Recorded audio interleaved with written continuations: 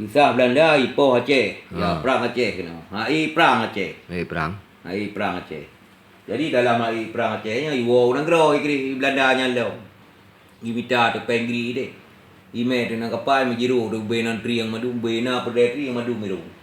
Jadi banjiru banyu nyawa katanya karena katanya udang gerda tak kan. Ya cah tu perdai triangan. Kuat peng madu tu sama sekali madu kuat.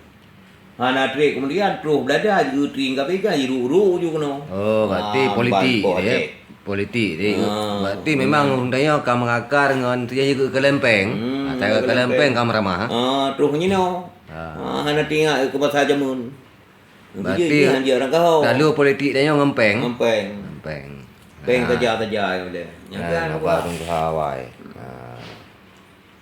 Peng